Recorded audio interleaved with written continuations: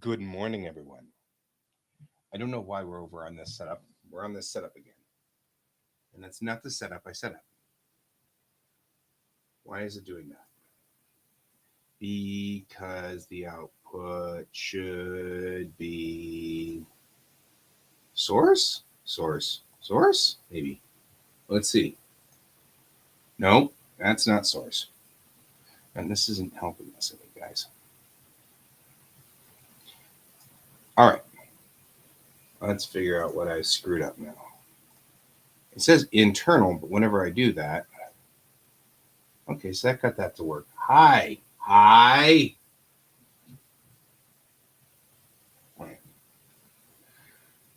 There we go. We got that working. Ish. We've got this ishy working. Let's see if the music works. Hi, Bob. I'm trying to get this to work. It's not. Hey, whoa. We got music and everything.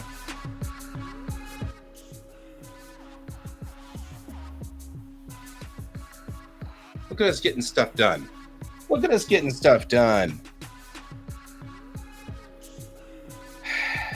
Okay, Bob, do I sound like I'm double timing it here or whatever? Because I think I've got.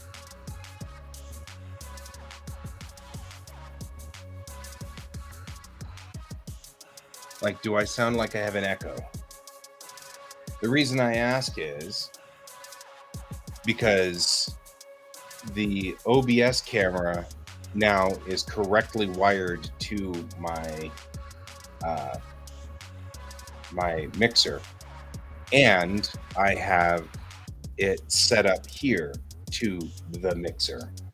And so in that instance, I'm trying to figure out whether this is rigged properly or I don't know.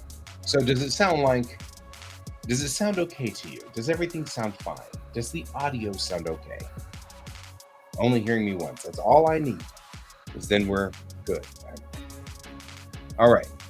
Because I don't think I'm set up to go output on my audio here. So we just started doing the Applewood Music Project thing, which is one of this family's New Year's resolutions. And that is, we're all going to start playing music starting now. And I have chosen to play the violin, which you can't see because it's off screen to the right. And so I just did a recording of me pretty much attempting to kill animals of some sort, because it's pretty much what it sounds like when you first play a violin. So, day one, we'll see how that goes. Mom's on this too. She's doing a much better job than me. And of course, the kiddo is far down the road. So I'm doing much better than both of us. That's all right. He plays the violin. There's multiple reasons why I play the violin. First of all, Data plays the violin because Data is cool. But moreover, I actually got into violin from a musician named Vanessa May, who plays the violin as an electric and plugs it in, and then uses a distortion pedal and all kinds of stuff, and it just sounds so cool. And so I was like, oh, I want to do that too. So my violin is electric, and I've called it Vanessa in honor of Vanessa May. So this is my violin, for better or for worse. So anyway, yeah, but I still sound like I'm trying to kill animals. At least it's somewhat in tune. It's always a nice thing. I won't play for you today because I'm nice. I've got other things to do with my life today, so we're going to do other work. That's what we're going to do today. We're going to do other work. So I probably shouldn't put this here because I'll just get that weird feedback.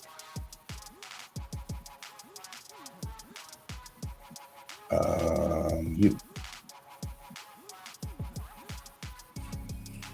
I want you to do that. There. And it sort of works-ish.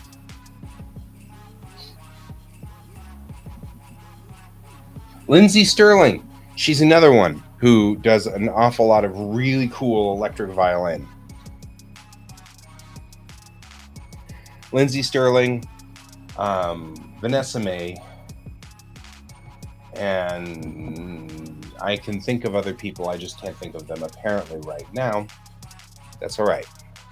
I'll get there in time. Anyway.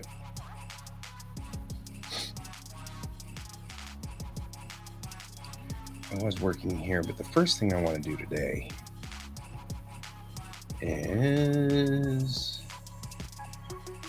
go out to here and do a couple of things.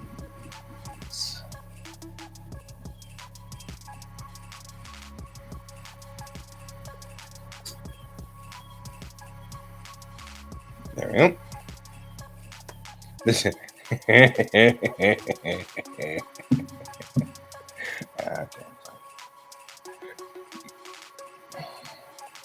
Just easily entertained is what I am.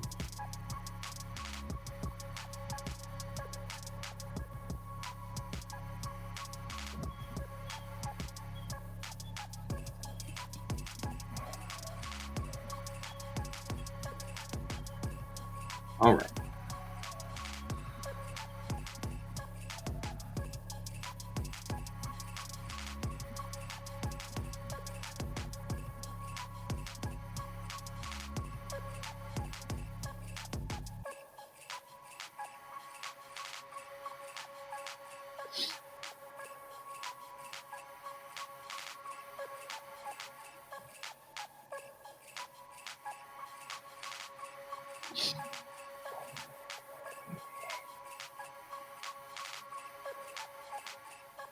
We'll be back in the grab mode in a minute, but I really like the idea of the duck pond, so I'm working on a duck pond real quick, so you guys can all be in the duck pond. So I'm fixing the little widget over here so you guys can all be in this little duck pond. I think that's cute, personally. I should probably put it here like so. Give ourselves some ideas for some just water waves through here so you guys can be part of the duck pond. That's not the way duck ponds work. I'm just saying the way duck ponds work is they've got little waves that come in like so.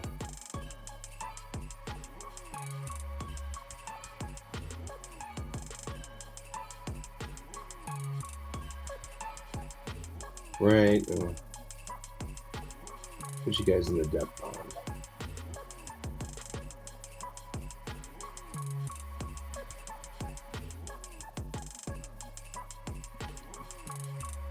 Right, we'll put you in the little duck pond. What else comes out at the bottom here? I've got a little bit of room over here for some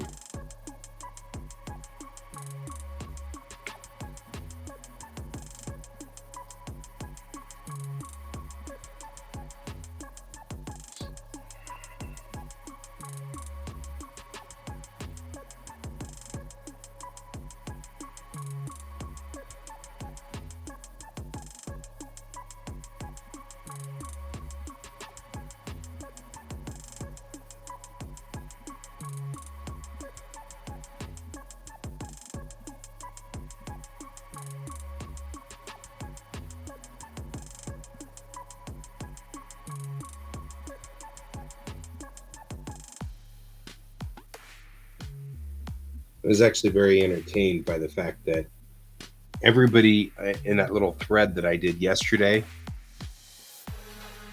was obsessed, absolutely obsessed with the idea that we had sex with all of the other hominids.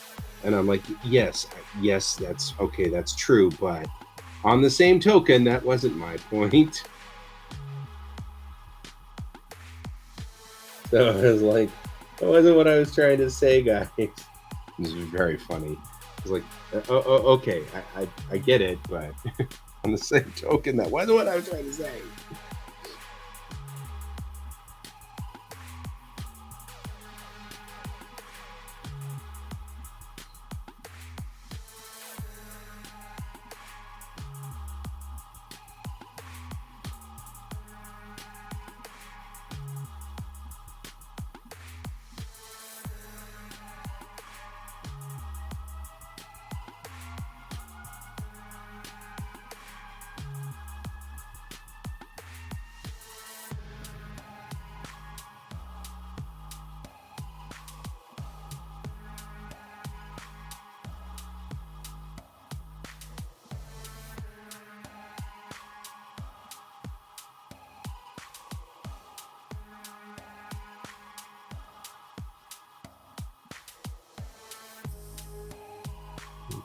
shadows in there and stuff like that. We're just putting in some cattails and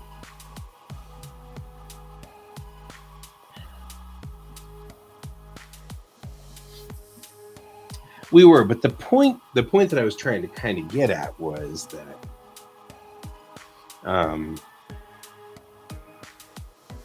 that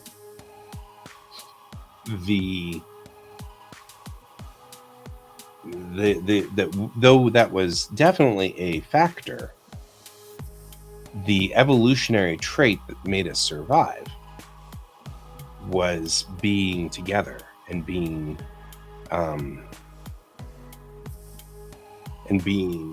good to one another and taking care of one another. And that was the evolutionary trait that made us live. Right? That's not what they meant by Homo erectus.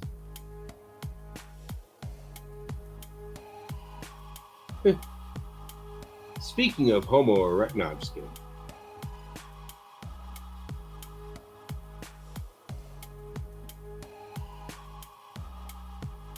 You know?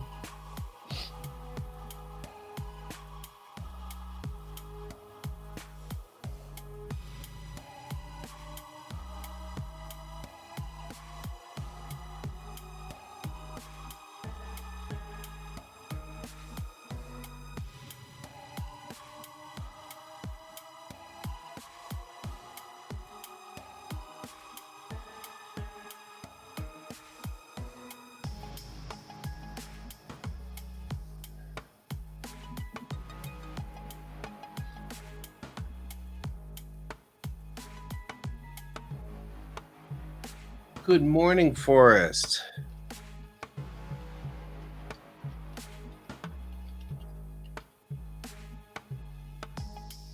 How are you this morning, my friend?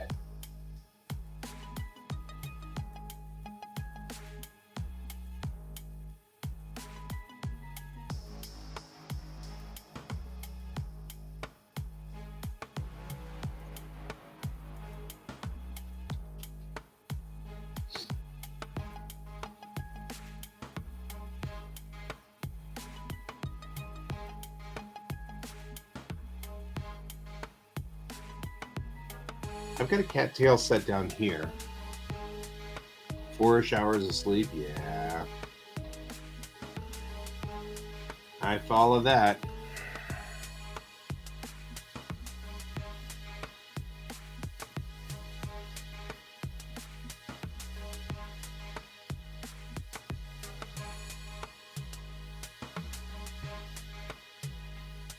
I've had days like that too.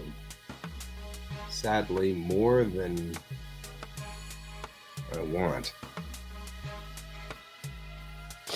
More often than I want, I guess I should say.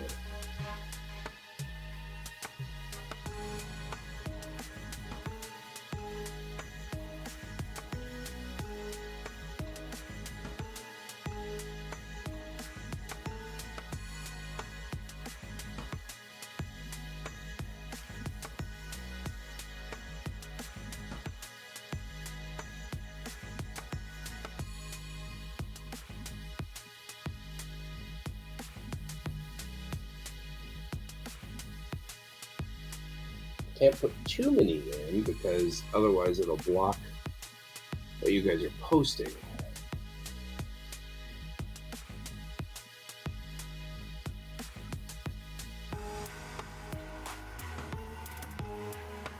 No. My earworm has gone away. And actually, like I said, it worked perfectly. As long as my radio works at night, we're fine. It works beautifully. I'm going to actually also take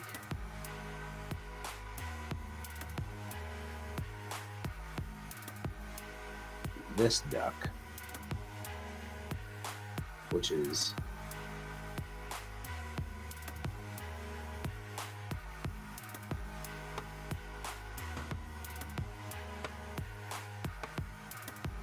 So we had two ducks that were made for QuaCk. One was made by Can, which is this downside left duck, and the other was made by um, lost his name, Pepper. It's just not like it's a normal person in here or anything. Oh my god! So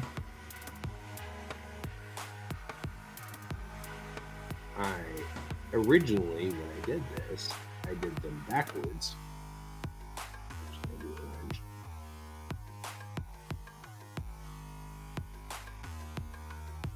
All right, when I had originally done this, I did Can's ducks on both sides. Then all of a sudden, Pepper sent me another duck right afterwards. And I was like, really?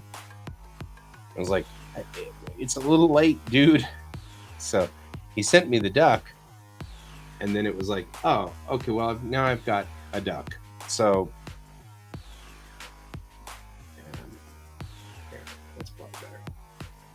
I had already done the backgrounds by the time he did that. So I didn't put that duck up there.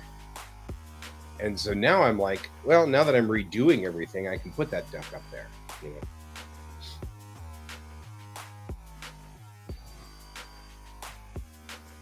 So we've got that and that and that, and everything looks good here. It all looks well. And I think I kind of like the idea of putting stars in the duck pond a little bit.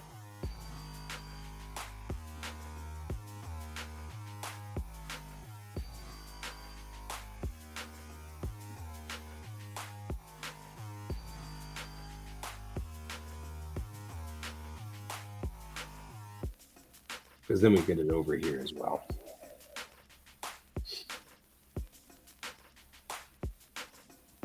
Like it's reflecting in the water. Maybe not. Maybe. Unsure. Maybe I'll.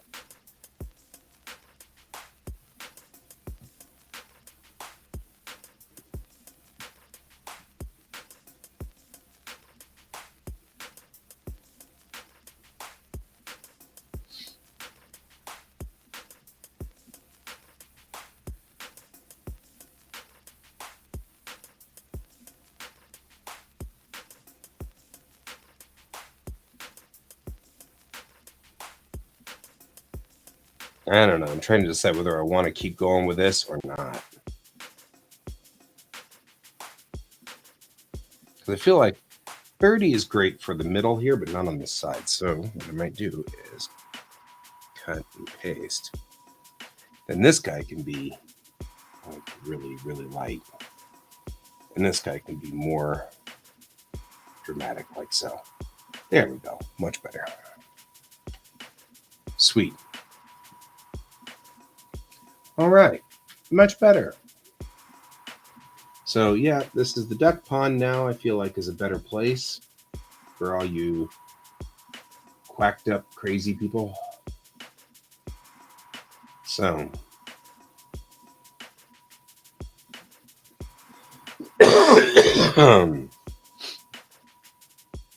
and then I will do this, and I'll come down here. I gotta find the layer though. That's it.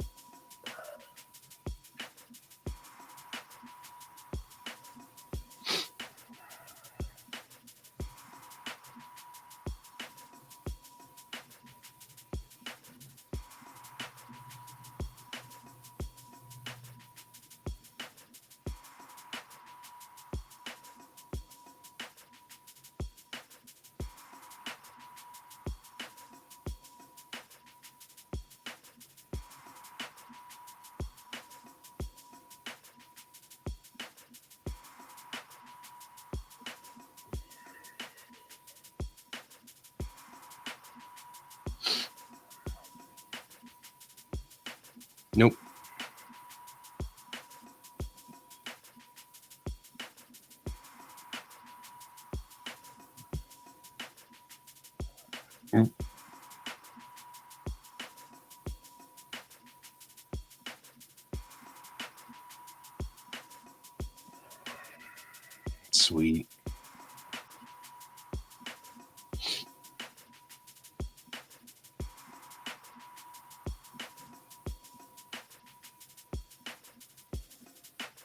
Ruck's doing a whole lot better. I'm glad to see that. I've been worried about him. I've been glad you've been taking care of him, Forrest. You're doing good friend work, man. Doing good friend work.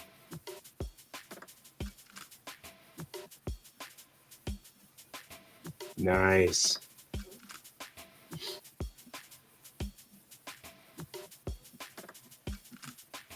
All right. Duck pond it is. You guys are now in the duck pond. We'll save as. And this will be 2023 because we're at 2023. Weirdly, all of this is strange. And we'll save as. And sneeze, apparently. I am still not doing so completely over this stuff, but we'll get there.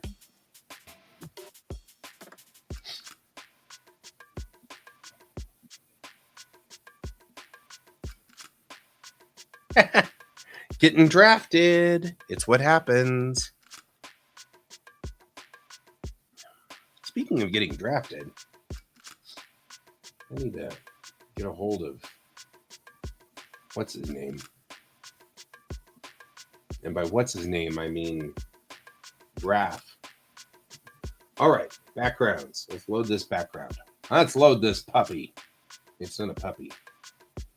Aren't you glad it's not a puppy, George? Yeah, me too. Me too. I agree.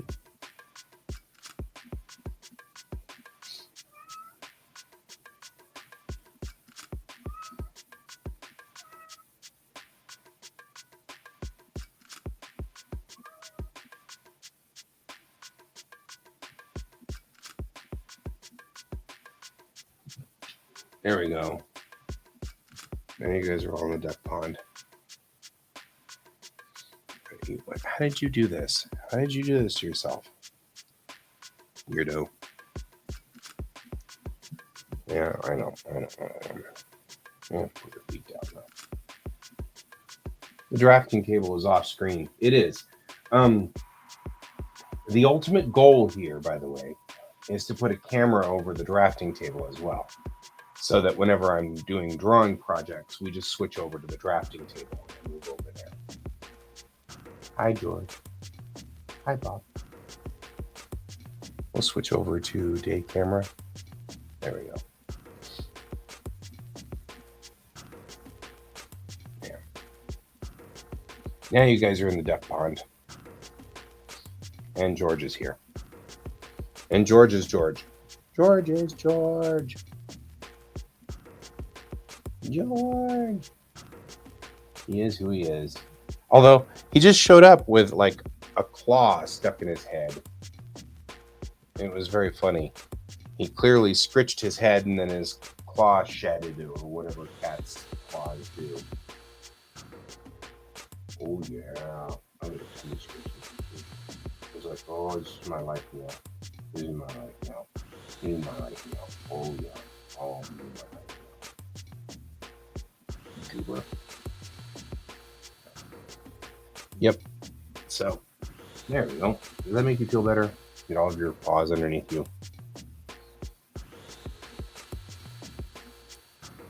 So yeah, all of the stuff I've been reading about domestication and how we domesticated ourselves applies to these guys too. I mean, this was an intentional domestication that they went through, where they intentionally domesticated themselves so that they could be part of our houses. Right? That was your plan all along, wasn't it? Head pats, warm house, food.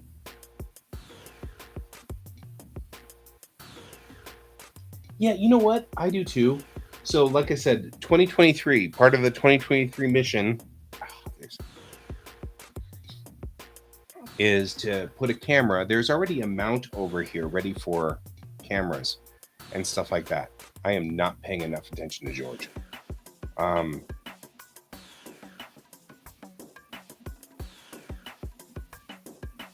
You're marching in place. You know that, right? Oh, you're licking my. Okay, licking my damn right. Your breath smells like cat food. I just, you smell. I put up with this every morning for you. You know that, right?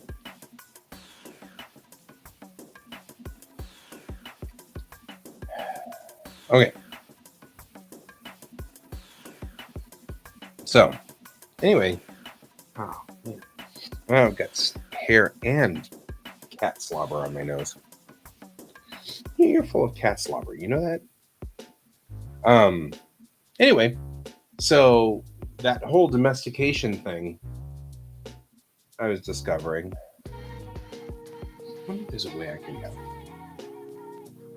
Because, like, the.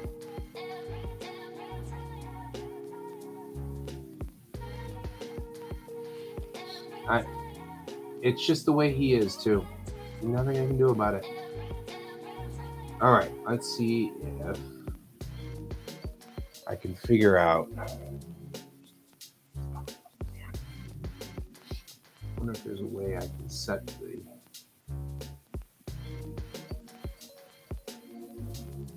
chat controls. Like, is there a way to set the chat kind of things? General chat. I don't know how to fix because I mean, over here is this chat overlay, which doesn't really allow me to set up a brand as well as I want to.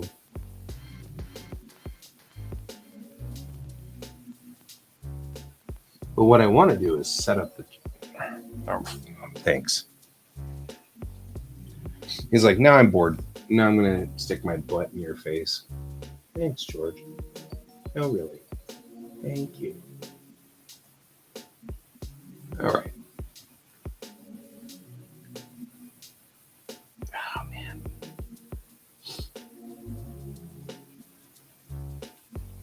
I think there's any real way to configure that, but that's all right.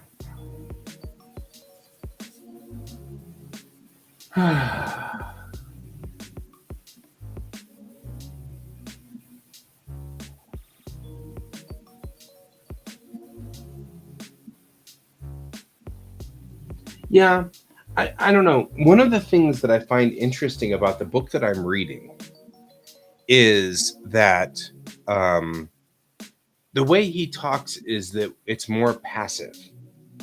Like, and he says in there that we have a lot of biases that tell us that we intentionally did things and we, like, and I'm noticing whenever I post things like we won the race to we lived through the ice age because of domestication, because we domesticated ourselves, because we became caring individuals. There are people who get really upset about that. They're like, no, we were smarter. We beat everybody else, or we had sex with everybody. Like, it had to be intentional. And one of the things this guy in the book is saying is one of the fallacies that we have in the science of anthropology is the belief that Darwinism is absolute, that there's no way around Darwinism. The only people that could survive is the strongest, the fittest. And one of the things he's saying is culture and caring for one another is actually how we beat Darwinism. So we topped out Darwinism. We Darwined by not being the strongest. We Darwined by not being the fittest, but by instead working together as a team. And he says that the science is backing that up quite a bit. I mean, there's a lot of science that says that. Yes, so you're in the duck pond now. You're in the duck pond. You're in a pond. I'm very excited. So, Well, that's what he was trying to say, and he's making a case in this book. But moreover, he's backing the case up with actual science, with actual studies. But the studies that he's backing up are fascinating to me because one of the studies that he's backing up is that, let's see, I ran pretty well last night. Yeah? No, because it doesn't actually tell me anything about what happened during the sleep cycle, whether my oxygen levels were down or not. One of the things he was saying was that, oh, and I grabbed my phone because this light's freaking bright. This light has forgotten the face of its father. I'm just saying, and I'm over it. It keeps forgetting its programming, and it keeps turning on to full bright, and then won't configure back, which is supposed to be less obnoxious. You can see how very bright it is. It's supposed to be not even that. It's supposed to be like this color. There, much better. Woof. There we go. Anyway, that's what it's supposed to do at this programming time.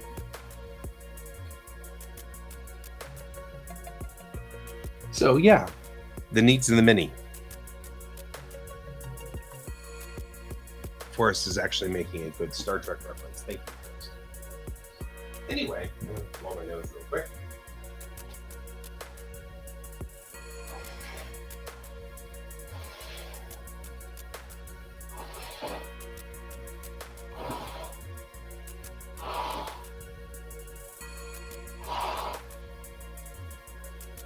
I don't know how, like 12 days after I had this cold, I still have this much crap in my nose.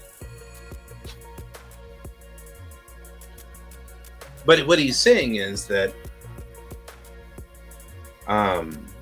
he's saying that we keep wanting to have, he calls it the caveman fallacy, and it comes from the 1800s when we found the first Neanderthal.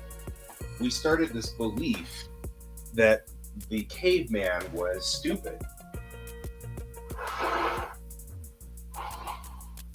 And he thinks that it comes from a need to be superior.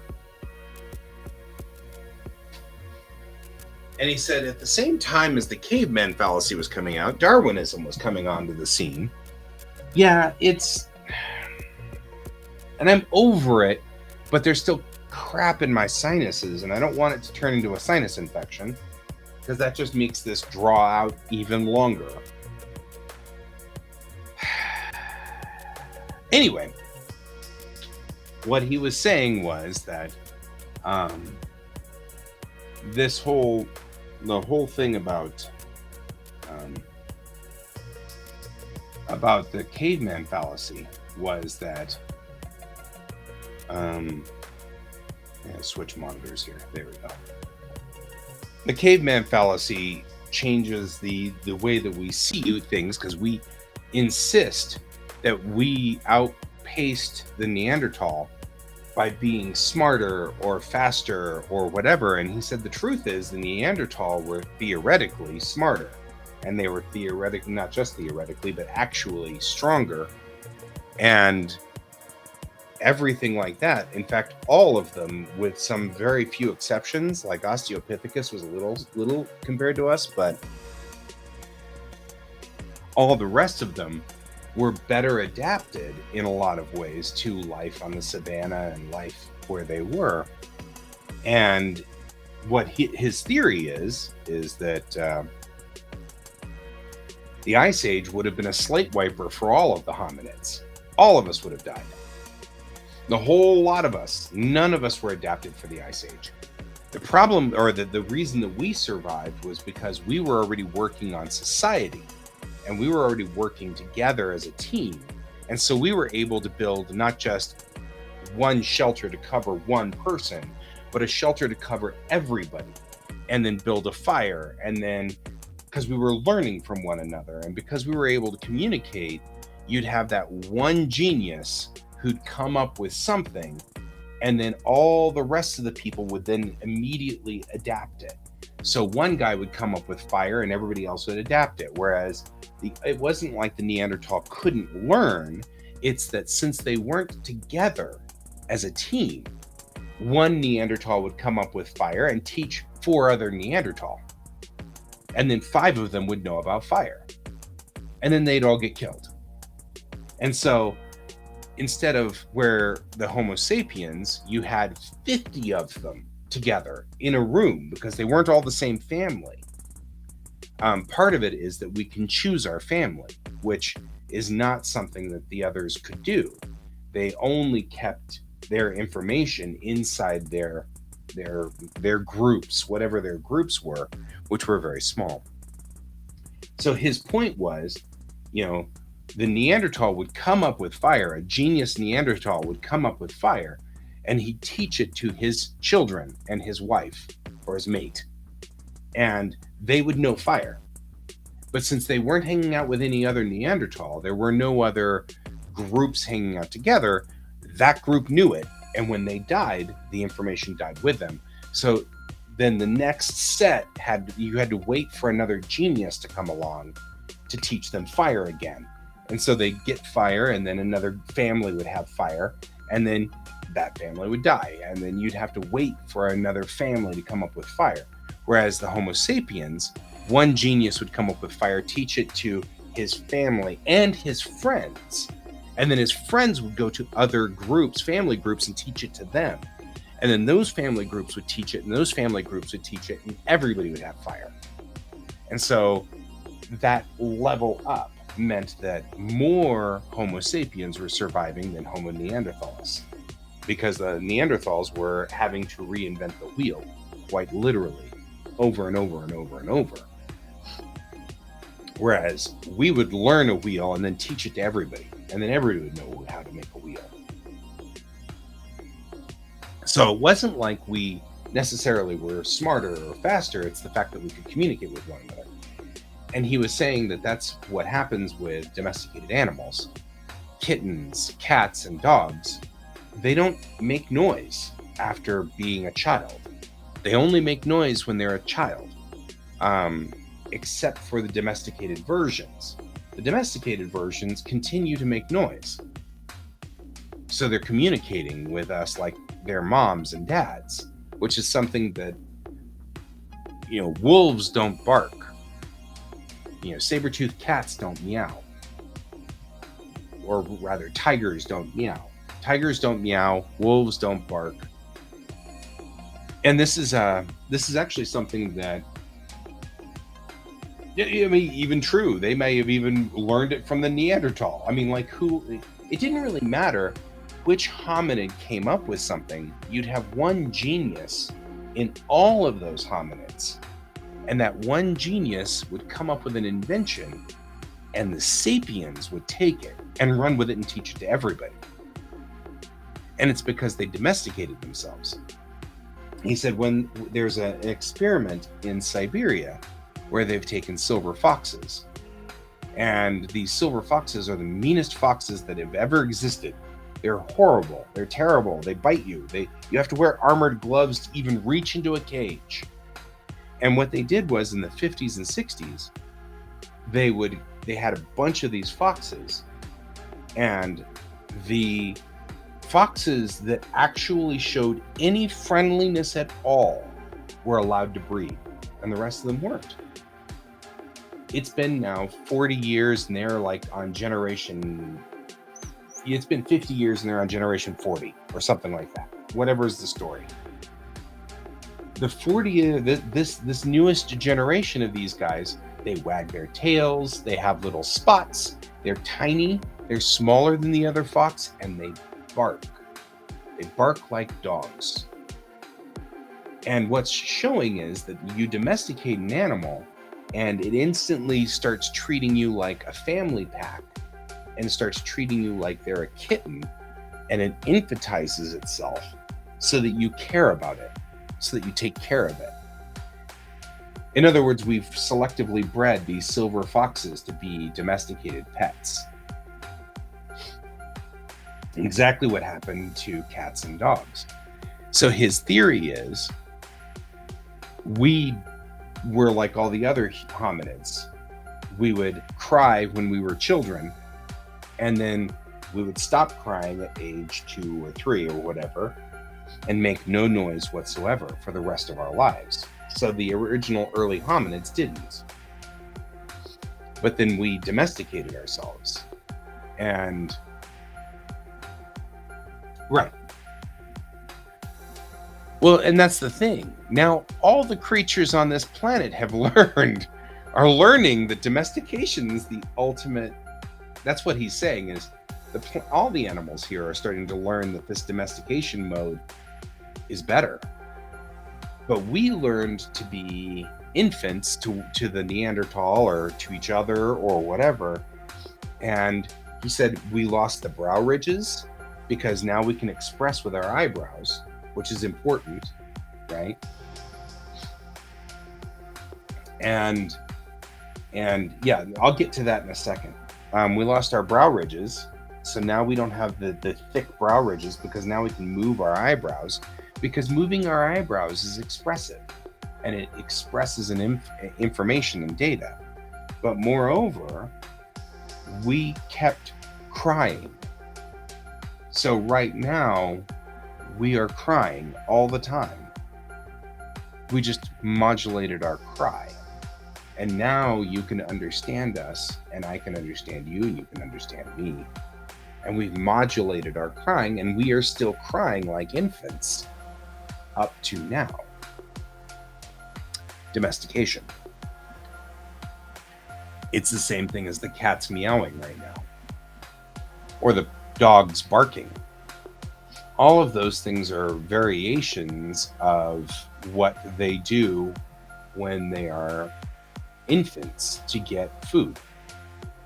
We are doing the same thing. So what he was saying was we've domesticated ourselves by becoming infants.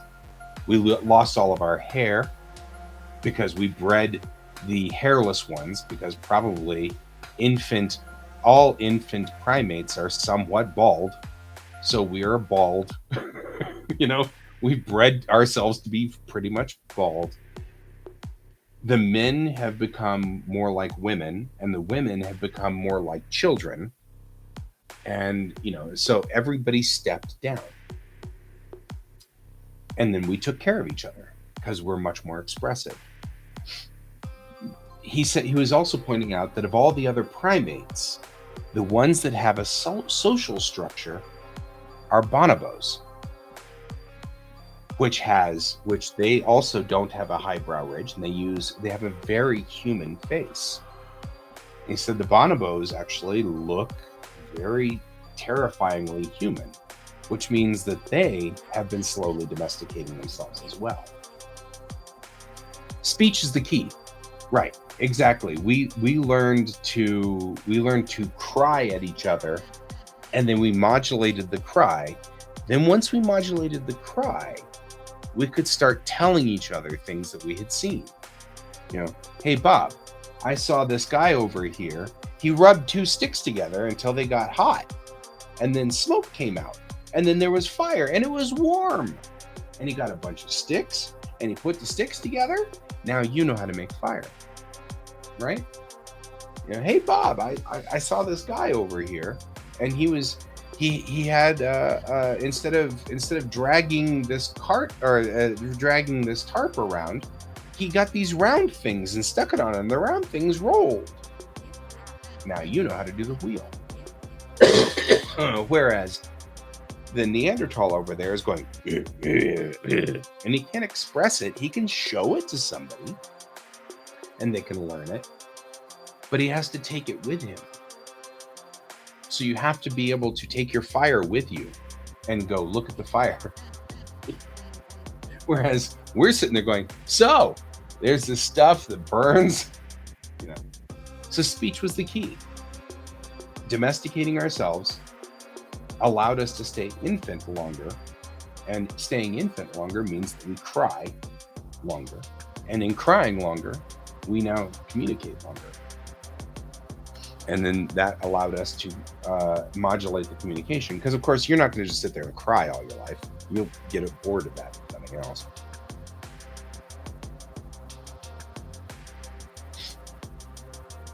And his theory, of course, is also that writing accelerated all of that.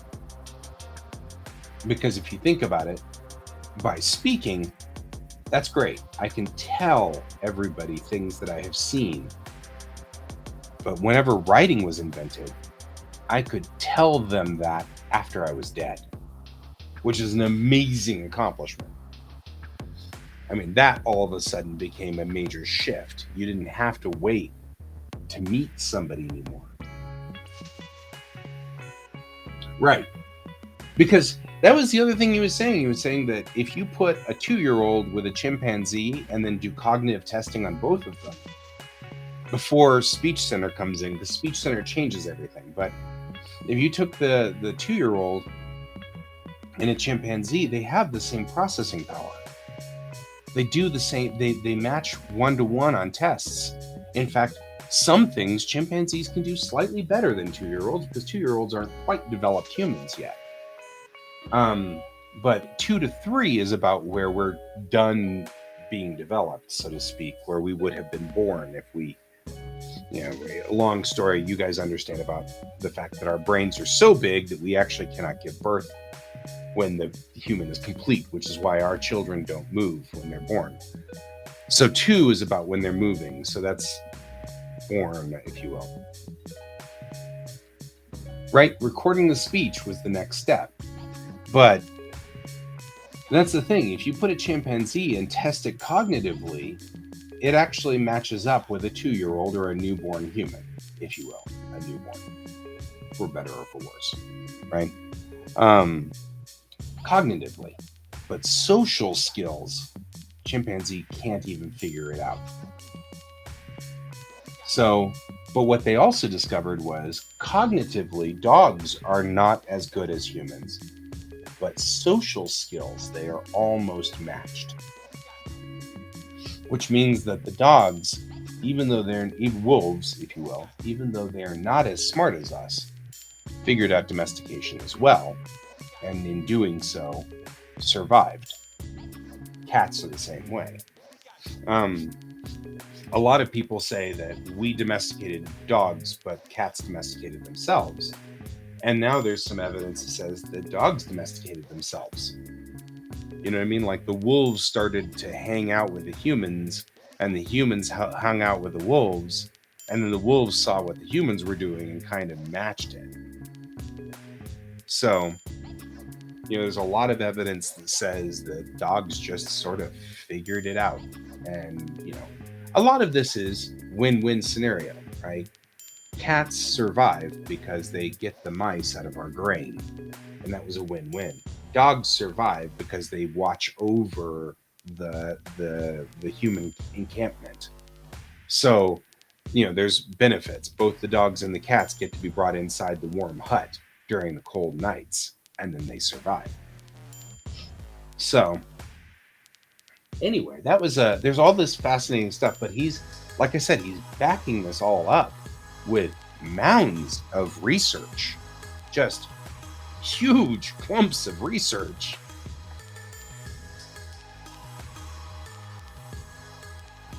Right? Pavlov himself. Right?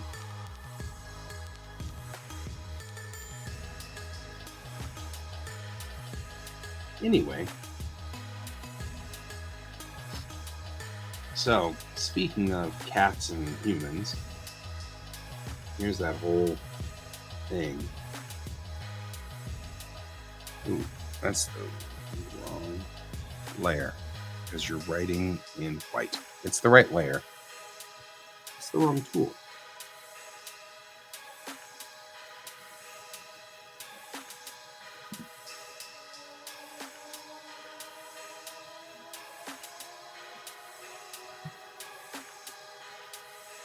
So, anyway, still fascinated by all of this. It's just so interesting to me.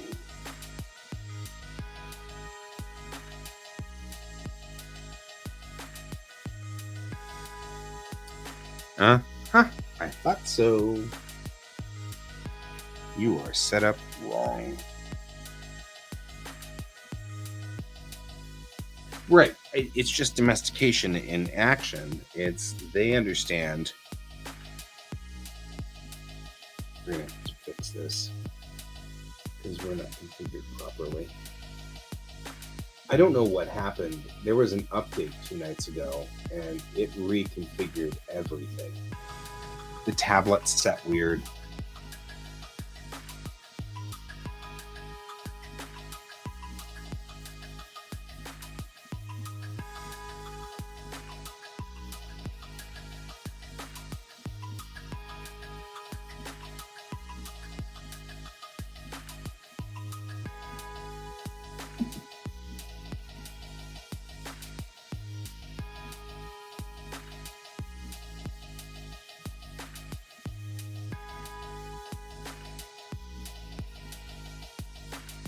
That's irritating to me.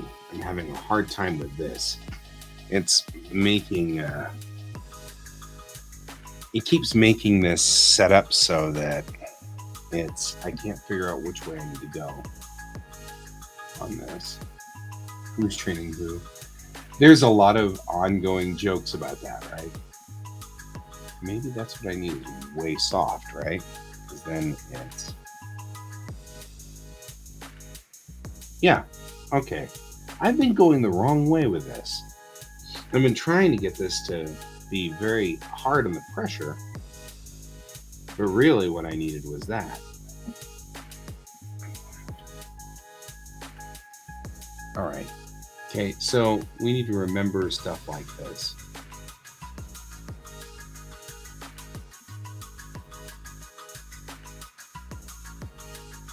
Okay.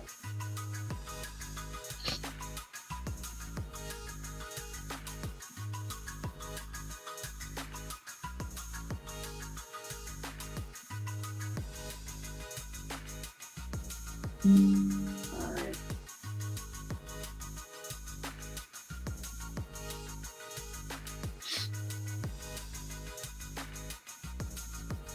Hang on, guys. I'm just configuring stuff here.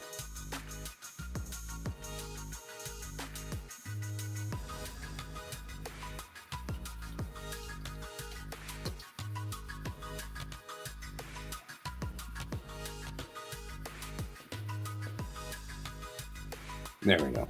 So what I just did, for those of you who are curious, I like my brush to be light and then be able to do some variation like this. That's the way I like to do it. That's all right, Brent. You do what you need to do.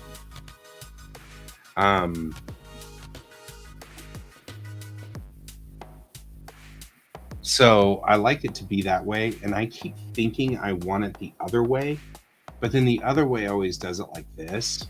And every time I hate that. I'm like, no, that's not what I want. I've got all this pressure sensitivity. Why am I getting this effect right there? And it's because I keep trying to set it for very hard, and it really needs to be set for very soft.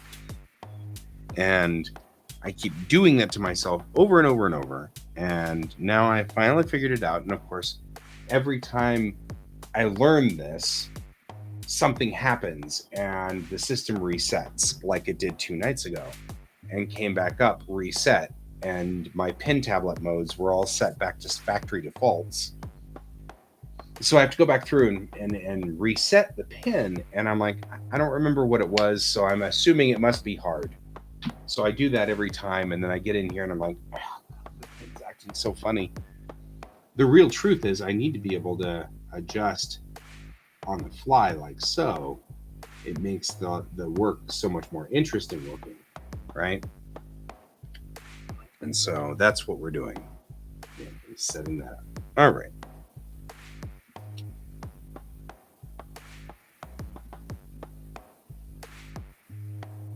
There we go.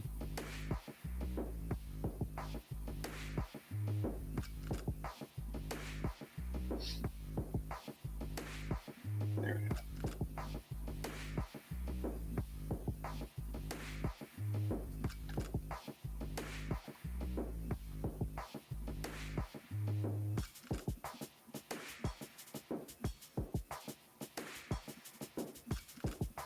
Right. Well, so what I just did was I just screenshotted the controller and saved it to my main file, my art file. And I have actually all the default settings that I like. That's what I do to everything. I just never did that to this. And reasons, like no reasons whatsoever, just weird. I don't know. I don't get it. Anyway, so gotta say this much for Unity: food is better.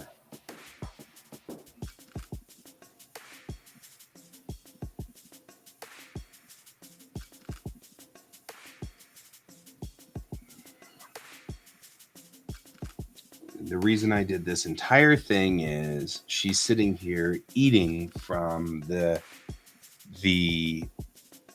and that's the reason I wanted to talk about this, was because she leaves here. And the thing we're going to need to remember is not this part,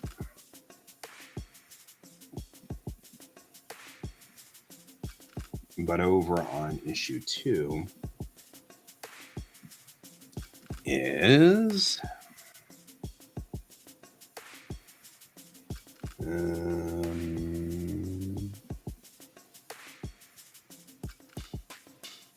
right. It's domesticating me. Why are you? No, that color. No.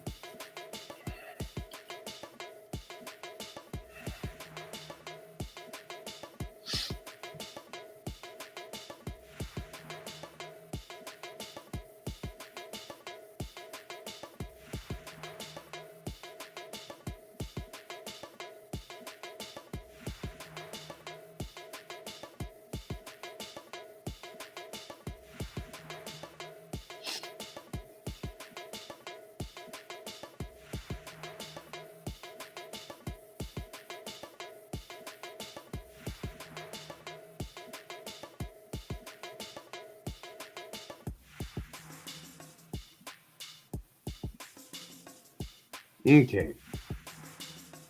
At some point, we're gonna have to figure out what an ask looks like, but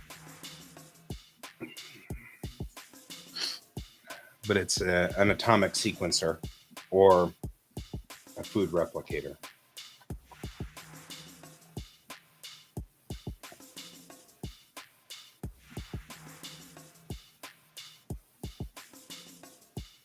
So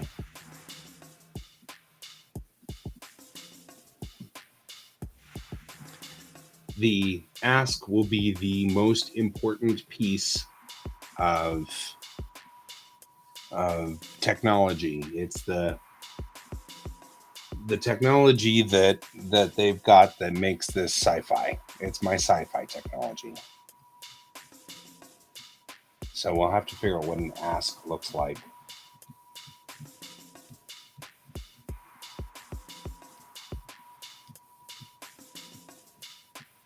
Yeah, it's a 3D print. Well, and not just organics.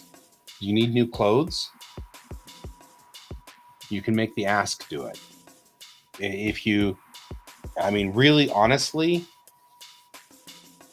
having an ask in your spacesuit can help you redo oxygen and circulate oxygen, because it'll take the CO2 and make O2 out of it. Right? I mean, having the ask that's a big piece of the science fiction of Bellatrix Rising. So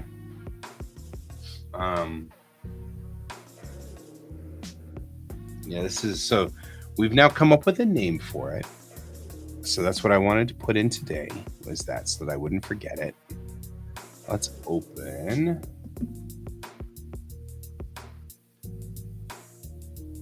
Out on Bellatrix. Story pieces. Let's get that blank quote piece. And let's start talking about the ask.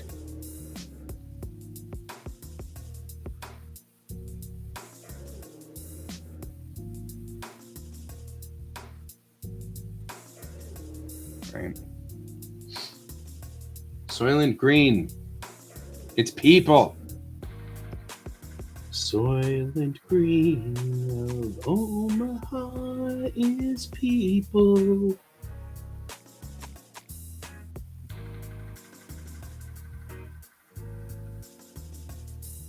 Yeah.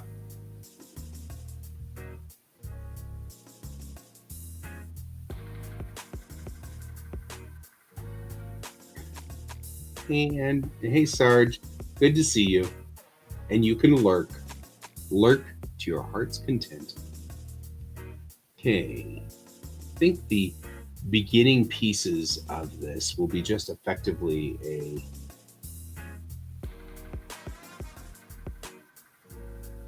Yeah, I mean, the thing about an ask is that it takes any atom and atomically changes its structure. So it can ingest oxygen and immediately turn that into iron or steel. And then it effectively is what you were saying. It's a printer. You know? It prints it. And I mean, it probably prints just little cubes, but the cubes can taste like pizza, or they can taste like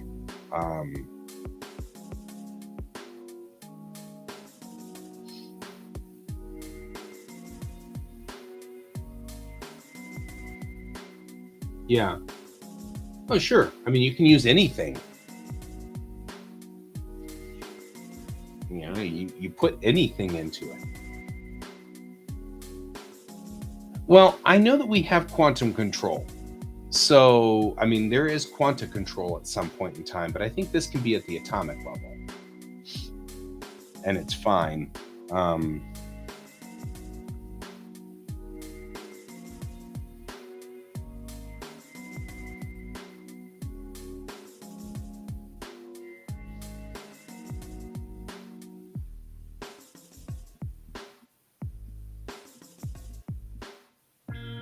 I think we'll just put a door on here.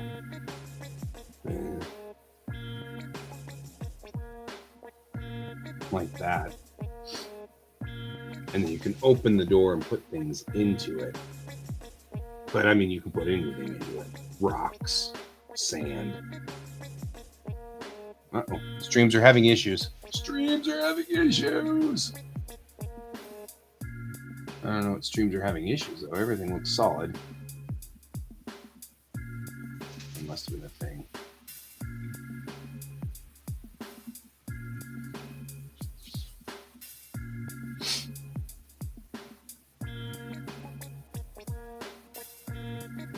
Well, that's actually what I was thinking. I was going to call it the alchemy machine.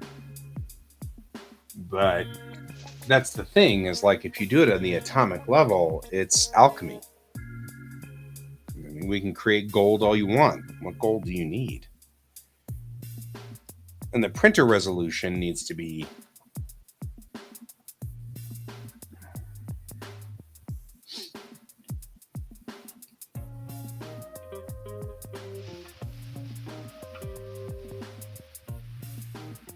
the alchemy machine, TAM.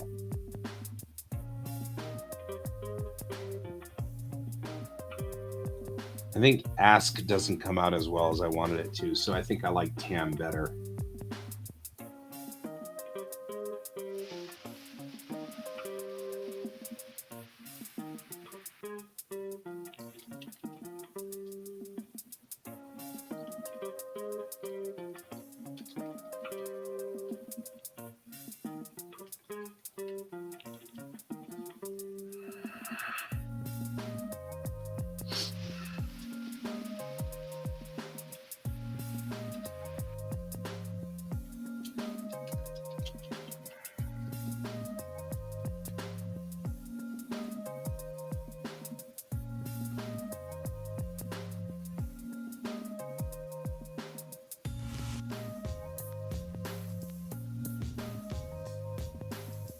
The ATM. Yeah, but if we do ATM, we'll confuse modern audiences, so we can't use it, unfortunately. I've got to be careful not to lose people who are reading the comic for the first time. Here, have an ATM, you know. Then they're like, ha ha ha, they've got money anywhere they go. You know. So, but TAM makes sense.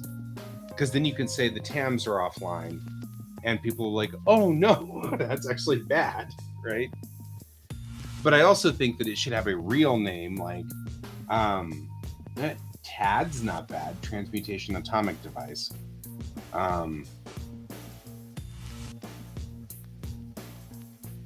ATD would work too. Yeah, except that it would confuse the readers. It's okay to confuse Alex. It's not okay to confuse the Alex and the readers, because if you confuse both of them, then you end up with James, who reads my comic and goes, "You're gonna have to read this entire page. I have no idea what they're doing." And I'm like, so I mean, that I've got to be very careful with that one. There's a lot of technology that we're putting into this system, and this is one of the biggest one. Right?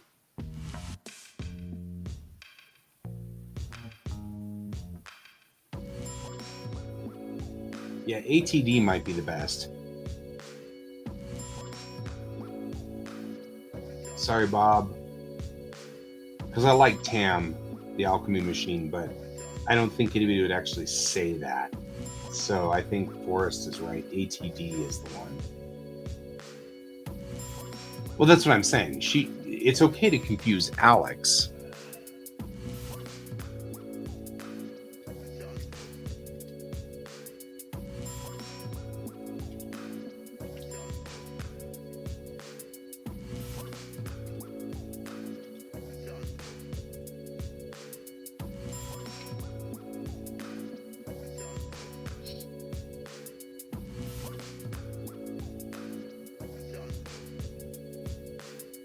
Yeah, device sounds good. Atomic, not automatic.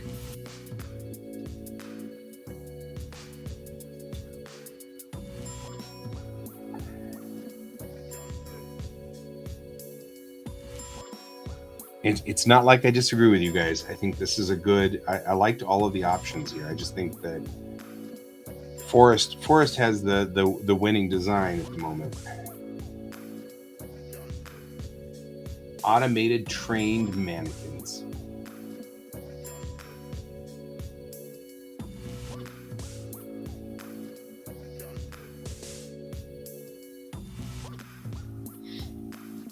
There's nothing worse than those stupid automated trained mannequins. Stupid mannequins. All right.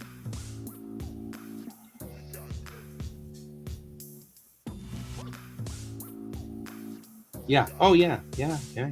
I just, I love when the duck pond lights up. I love it when you guys all get in there and you're like thinking stuff through, and then we do all the things and it's cool and we think it up, and I feel bad whenever people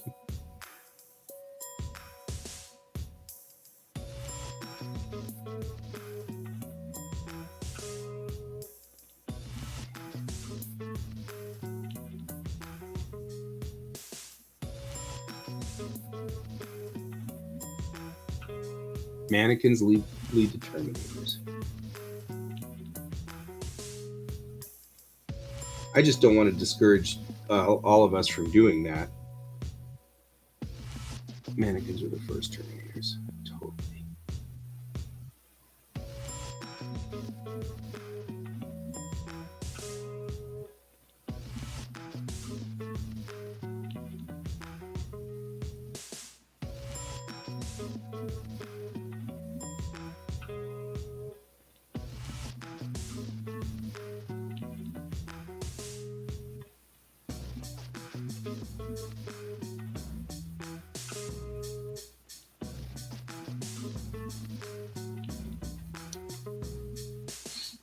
Yeah.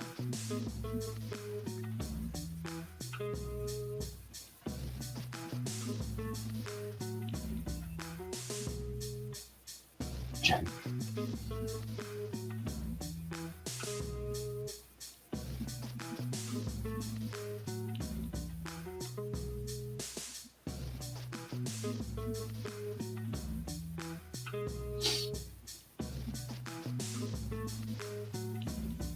Totally.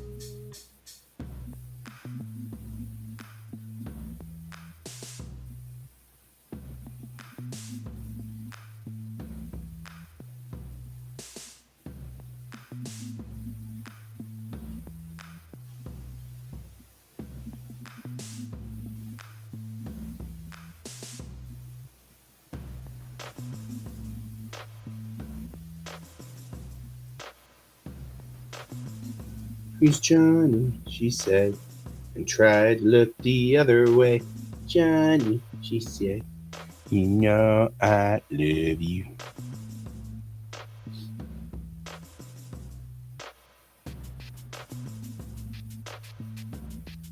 There we go. Right? This conversation went totally left, as usual with this group. It's the duck pond. It's what you guys do over there. It's the best part of the show is the duck pond. You guys aren't here for me. You guys are there for you guys. You guys are much more funny. I just make dad jokes, you know.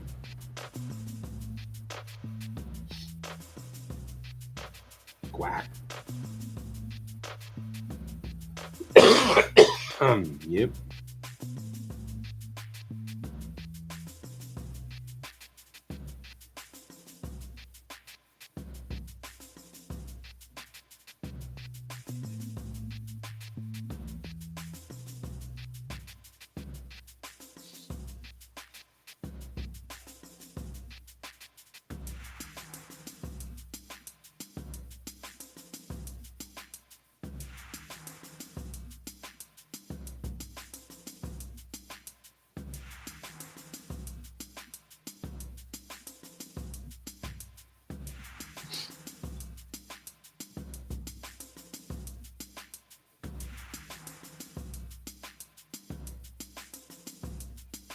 It usually does. It usually does. There's, you know, kind of a thing. That pond taking a left turn over there. Happens a lot.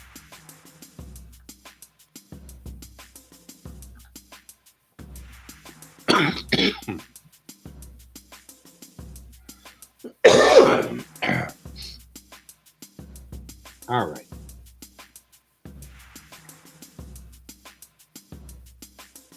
Now, what it creates is pretty much straight up cubes of whatever it is you want to eat. They're not necessarily going to be aesthetically pleasing because they're cubes. But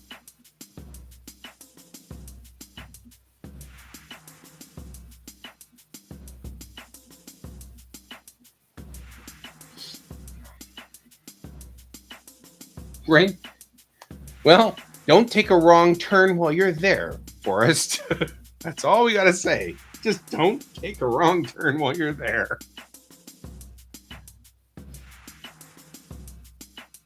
Uh-oh. Here we go. Why was the Chinese duck always in trouble?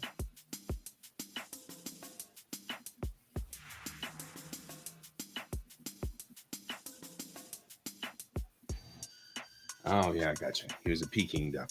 Gotcha. That's funny.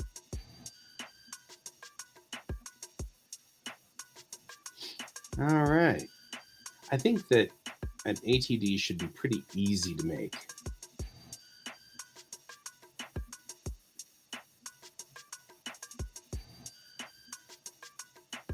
Right? I feel like it should have a handlebar. Like so. Pepper's here. What Pepper in? Oh. Hi to Pepper. Hello. How you do? Tired, you? Yeah, I'm doing okay. Actually, I'm not tired. As tired as I think I should be, but I guess I'm not. Well, I mean, I was up late last night like you guys were, so I'm like, I'm not sure why I'm not tired. I should be. But apparently I'm not. So there's that. You'll notice we have a duck pond now for duck pond. Yes, I noticed. I changed it to a pond. They'll all be in the duck pond. I'd stick Well, everybody in the pond. it's better than the duck blind because if it's Yes, duck blind, you're waiting to kill ducks. right. That's I sort of vetoed the duck blind for that very reason. Yeah. I mean, Brent had said we could have a duck blind where, the idea was to watch ducks. So, but I also felt like I think most of the time we think to kill ducks. So there's that. I mean, don't get me wrong. Duck is one of the few animals I can actually eat. So I there feel you I go. feel like there's something somewhat disturbing about the fact of that. Like, We this adds a whole level of Well, okay, so like the foods, the animal things that I can eat: chicken, turkey, duck, ostrich, any type of bird. I can eat it. I just can't eat its young, and I can't eat any other animal. Yeah, It's basically what it is. If it's a bird, yep, I can eat it. that's fair. Yep, Bella's friend. Mm. I want this. I want this. So, were you talking about the Russian experiment where they created the domesticated fox Yep, earlier? I was, because it's fascinating to me. Oh, the domesticated fox? Domestication in general, because I have come to the conclusion by reading this book that I'm reading, which is called Humankind. I have come to the conclusion that we survived because of domestication. Yes. We domesticated ourselves, and then in doing so, that was the evolutionary I don't jump. think. Yeah, but I don't think we domesticated the way animals were domesticated. Well, and that's the thing. So I'm reading this book by this guy, and he is making a very interesting case that domestication, either us or animals, was a survival trait. And it happened both. I mean, there is forced domestication, and in the case of cow and pig.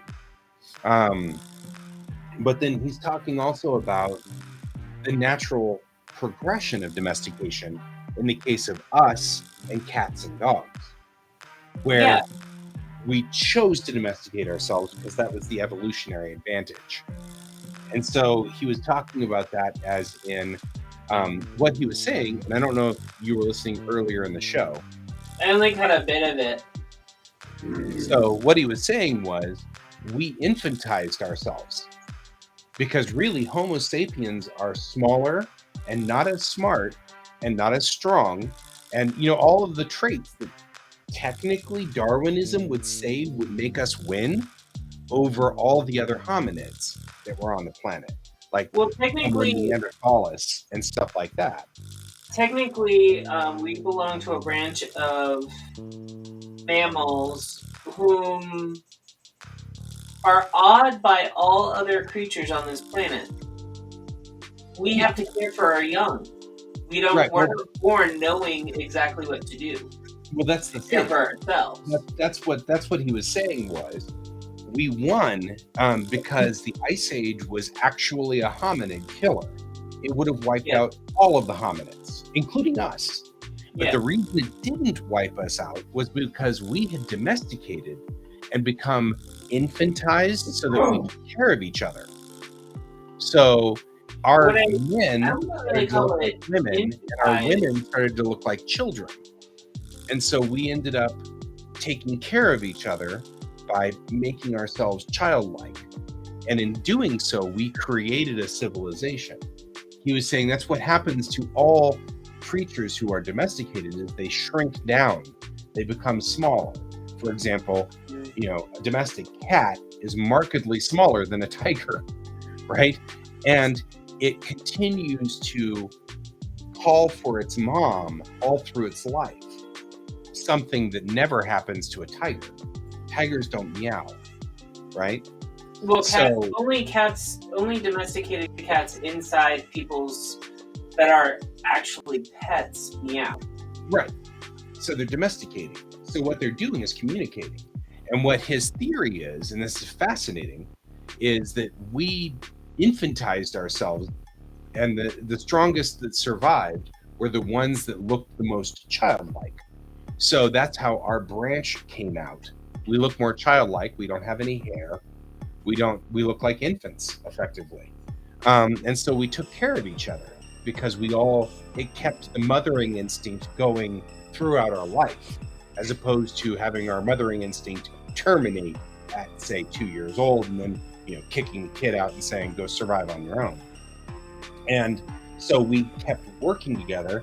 And when the Ice Age came and wiped out all of the other hominids, we were able to build buildings that supported all of our hominids, all of our people.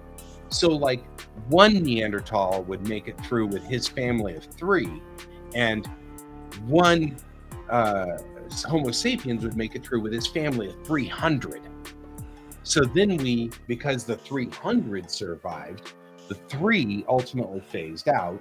There's no way they could survive with that little bit of a genetic coding. So they either merged with us, at which time they became Homo puppies like us, or they died out. One of the two. But either way, they infantized as well. So, in other words, we would domesticate the Neanderthal and bring them into us and make them us again. But the winning score, the thing that made us survive, was caring for one another, taking care of our young, and then making everybody young, so we were always taking care of everybody else as well. With that logic and reasoning, that would actually kind of be going towards Neanderthals, due to the fact that they know that Neanderthals actually communicated and had communities. They did, but they weren't the same. And the thing is, I've had genetic testing done. I have Neanderthal DNA within. I know everybody has been saying this. Every time I come up with this, they're like, "We had sex with Neanderthals." Yes, we did. No. What I'm trying to say is, there are people who still have the genetics. Sure. And as far as I'm aware, Neanderthal genetics they're passed on. Like Neanderthals are where we get blue eyes from. Sure. That's what I'm saying. We have a lot of genetics that are basically, they're not dominant genes. They're like ones that can come out whenever. Were wiped out. Yeah, but I mean, say that. Well, I wouldn't really say they're completely wiped out. I went to school with 2 kids that they definitely had the brow of a Neanderthal. Their parents were brother and sister. What he was saying was that either the Neanderthal merged with the Homo sapiens, had sex with the Homo sapiens, had children with the Homo sapiens, or they didn't, and then they stayed in their little group of 3 or 4 and died. So that phased out that line over time. There was definitely Neanderthals that said, "Hey, you know what's better? Let's go hang out with the Homo sapiens. They seem warm, And so, yeah. I mean, obviously... Well, how do you think modern humans have unibrows now? So... Right. But the thing is, the Homo neanderthalis have a serious brow. And what he was saying was, we lost that brow because these eyebrows are much more expressive. And we can read each other. So it's part of the social skills to have no brow up here. And so that's one of the reasons why we lost that huge brow on the front, was because we communicate with our eyebrows, and Neanderthals couldn't. So I think the they next breed of human is going to have 4 fingers and 4 toes. 4 fingers of they're gonna be Simpsons. They're gonna turn yellow. Yep, But problems with the liver. The Simpsons was right again. and what he was saying was that it's showing up in dogs now. Dogs are developing a special muscle set right up here where they have eyebrows. They are effectively growing and evolving eyebrows. Whereas wolves don't have that. But dogs do. And dogs are starting, certain breeds of dogs are showing up with these dark marks right above their eyes, which because we selectively breed the ones that can communicate with their eyebrows. And they're learning to communicate with us by eyebrows. And so that's what he's saying, is that this is all selective breeding, yes, but it's also our internal selective breeding. So it's Darwinistic breeding to breed in care, you know? Right. Homo sapien genetics ultimately dominated the Homo neanderthals because the Neanderthals didn't all merge with us. We only got this group or that group or that group over there, who, like I was saying before, the Ice Age starts and 3 Neanderthals survive and 300 Homo sapiens survive because they all built a big building, a lodge to live in, where the Neanderthals hid in a cave. And maybe they had fire, but what I was saying earlier was the biggest advantage that we've gotten was articulate speech. Not just speech, because the Neanderthals could speak to a degree, but they weren't speaking like we were. And what we're effectively doing is crying like a baby. We just continued to cry like a baby until we were adults. And then, just like cats which meow, we would continue to do it. And then we started to articulate it and warble it. And then we started to control it. And then ultimately you had communication that was complex. So instead of just showing you how to make fire, I could tell you how fire was made. Right? And that changed everything.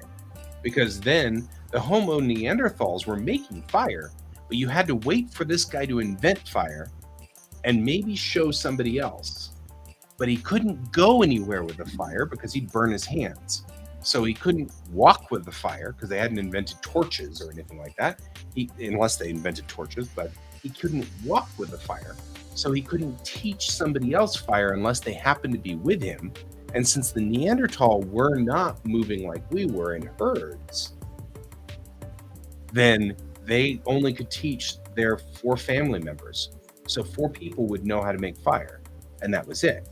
Whereas fire would be invented in a lodge with 300 people. And all of a sudden, 300 people, including hunter groups that were moving out to other groups, would know how to make fire. Then they could explain it to someone else. So these hunter groups would go somewhere else and explain it to the next hunter group. So fire would spread like wildfire. These inventions would suddenly spread through the entirety of the humans, the sapien genome, and the Neanderthals had to work on who could see it to move to the next level. This also sounds like the studies that they're doing right now with the organization that Jane Goodall started. Yeah. Where they're actually actively studying a group, I think it's chimpanzees, and a group of gorillas. Her research as well. Yeah, I think they're observing a group of gorillas now as well. The chimpanzee group, they found that grouping is using Stone Age weaponry to hunt and to do other things around their communals type deal. Right. The second one, I think, is a group of gorillas that are starting to act socially together as one group. Could be wrong with that one because I haven't really heard much about it. I know it started that they're tracking, and I think it's like a group of 10 gorillas. Yeah. Something like that. Well, and that's what's the movie that was with Sigourney Weaver? That was another scientist that was in the field.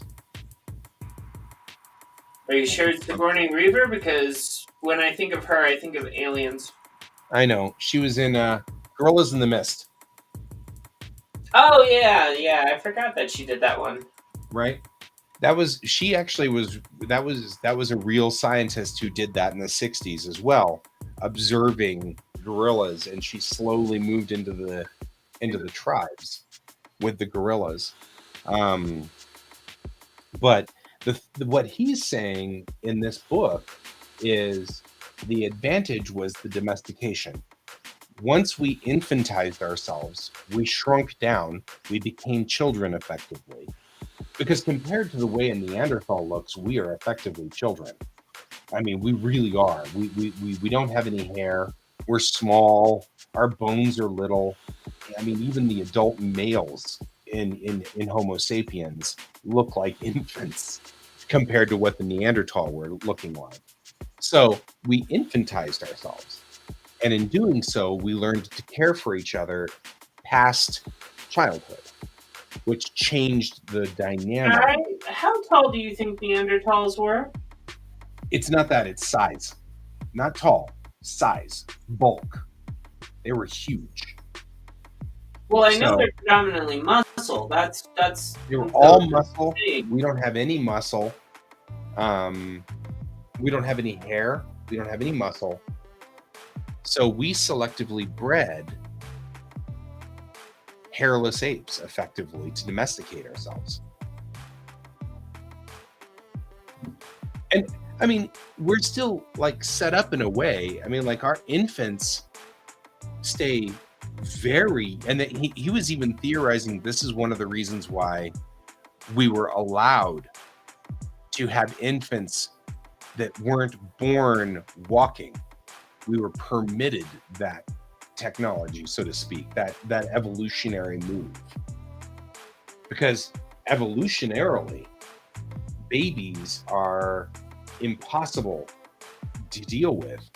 They make a lot of noise, they're smelly, and they don't move on their own, which makes them difficult. It's hard to. It would be hard to have children during a zombie apocalypse because, you know, keeping them quiet is not easy. Right.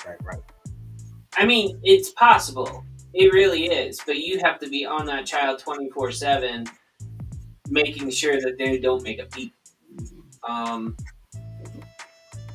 It's not always easy.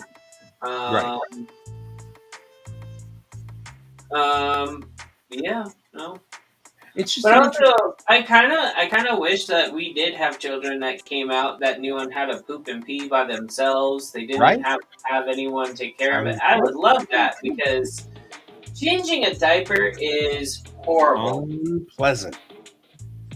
I mean, unpleasant. You're not lying. So many rules, and also some kids can't even wear certain types of brands of diapers because it either causes them to get infections more often, or they're allergic to certain things that are in different types of diapers.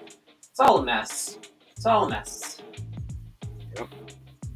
You're not wrong.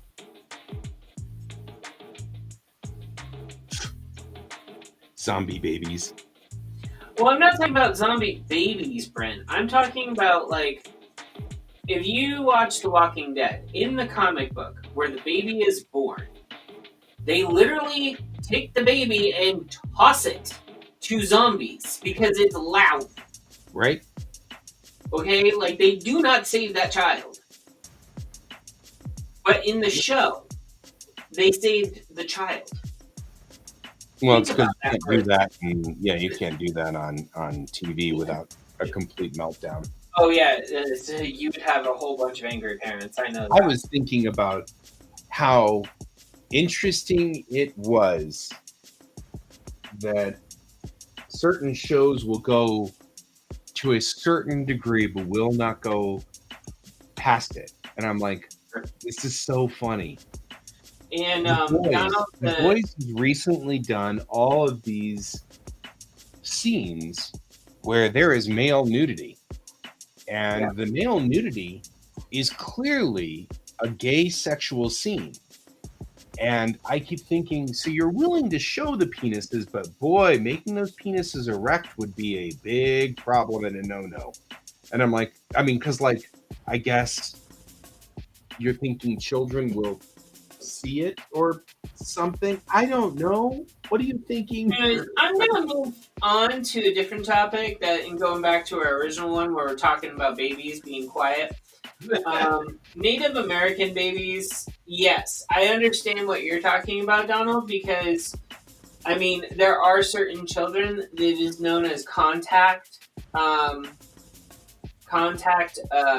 napping, where basically if the child is like being held or being like touched by the parent, the child will stay asleep and quiet the entire time. It is something I subscribe to. However, it does cause a problem later on when you're trying to get that child to be more independent on their own because they've been not essentially coddled, but they're used to being right here or right on your back or right next to you or right on you.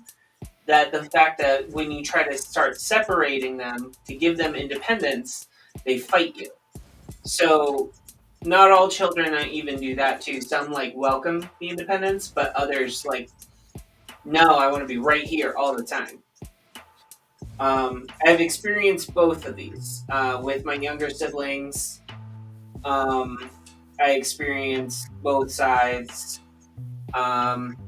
Personally, recently, I did experience one where they did not want to be put down at all, ever. To be left. Nobody knew what it was. So that was fun, and it's great. But the problem is, for the parent, it is very tiresome. Very tiresome. But I do like it. So. Anyway, really didn't necessarily want to get this deep into all of these discussions, but I was fascinated by stuff. Well, I'm just veering away from the whole like topic of TV, television, and gay sex. Erect penises? You don't need to be talking about that. That's a night show thing. That's not a daytime show thing. Are you saying that erect penises are not things we should talk about on the day show? Okay, first of all, if you actually know anything about Shakespearean literature and Shakespearean writing, you would know that J.K. Rowling wrote in a dick joke about Ravenclaw. Yes. Okay? It's all good. And not just any. She literally calls it out as an erect penis joke. It's hysterical. I love making jokes like this because everybody gets all uncomfortable. That's the best. Mm-hmm. Yeah. And then when people and people don't actually understand where it comes from, but if you read Romeo and Juliet, they basically talk about having a tanned wit, which is essentially what they were talking back in the day as an erect penis. York. And if you look up Ravenclaw's motto, you'll get it now. You'll get what I'm trying to say. Yep. It's all good. Yeah, I was noticing that and thinking that it's funny how much effort we put into avoiding talking about sex so that even when you have scenes that are clearly sex scenes, you still like won't do it because you're like, oh no, we're talking about sex again. Whatever, people. I'm not talking about sex. I'm just talking about on how yeah, smarter, not harder in different contexts. Yep. Yeah.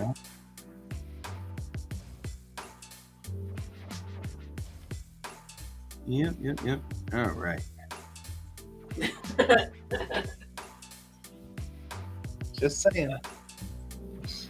pick up for a phone call, and look what happens. Homo erectus here. We're just going into that one. I think we made that joke before, too. More or less.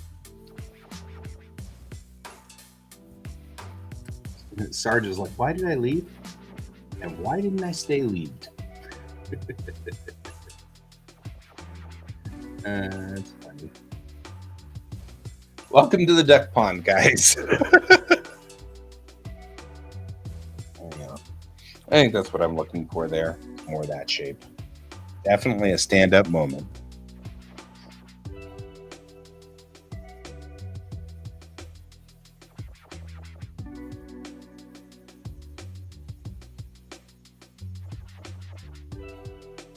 Hello.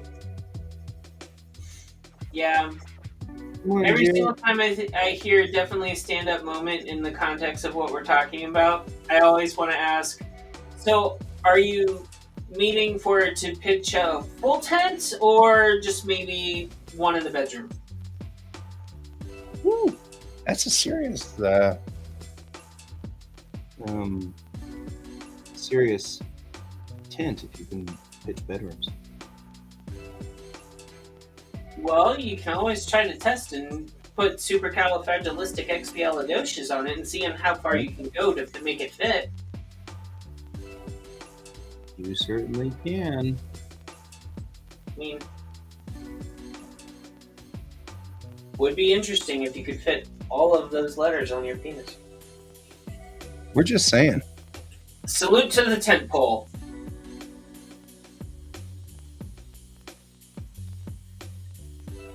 Hey, dad jokes are cool. Also, a rite of passage in the duck pond.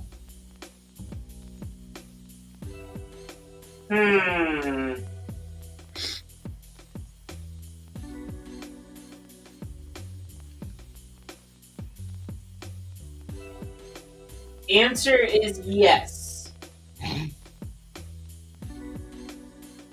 And Guy has to read the questions so that he gets the context. No, I got it. That's why I'm snickering. It's funny.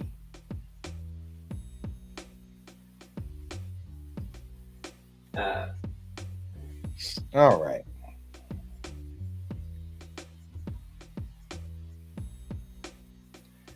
Brush shape. We can do dotted lines. Go ahead and do this.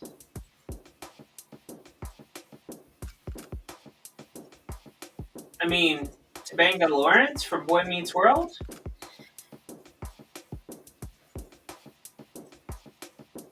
Danielle Fishel, I believe, is her actual name. Yeah.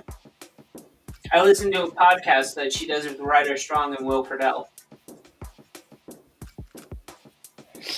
They talk about Boy Meets World.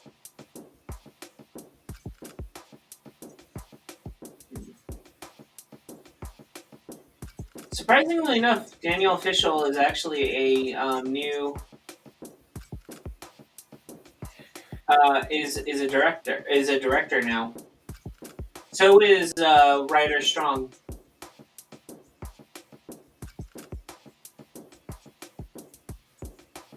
I'm surprised Danielle Fishel still looks like Danielle Fishel from 12 years old. I mean, she hasn't aged very much at all. It's freakish. Going back to what Guy said, we were infantized, so we stay young looking very long. Yeah, I was also thinking that the most cooperative groups on this planet tend to be the adorable ones. The culture of the Japanese is very cooperative. I don't know. I've met some pretty mean Japanese people. That doesn't mean that there's no mean Japanese. Very uncooperative ones, too. I did do a group project with two of them. I'm not saying that there's never any. Oh, dude. One of them. How cooperative are Americans in general versus how cooperative are Japanese in general? I mean, you know. No, they just didn't want to straight up. There are some super cooperative Americans. There's some. No, they straight up said they did not want to do the assignment. I understand. Although I am humored that, and I mean, unless they're American Japanese, I've never met very many Japanese who would straight up say that. You know, These were I went to college with a group of Japanese students that when they first came to America, they all were in Philadelphia first for like 2 or 3 years before they came to our school. yeah, well, So by the time they got to Miami, they were, yeah. so anyway, I'm just saying I find that fascinating. Mm. So One of them actually, one of them left. Two of them were dating, and one of them left the other because he couldn't hold liquor. That was one reason. And the other reason was when he did drink, he was abusive. mhm. And she wasn't going to tolerate it anymore. It's fair, but not necessarily my point. Yeah, but I'm agreeing with Donald and Bob.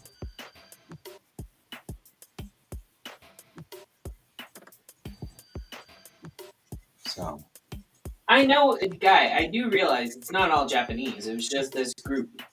I know. I was trying to say the Japanese cultures the Chinese cultures, they tend to be very cooperative. The Asian cultures, they tend to be more cooperative than the other cultures. And I was saying it's interesting because they also are the most hairless and the most childlike.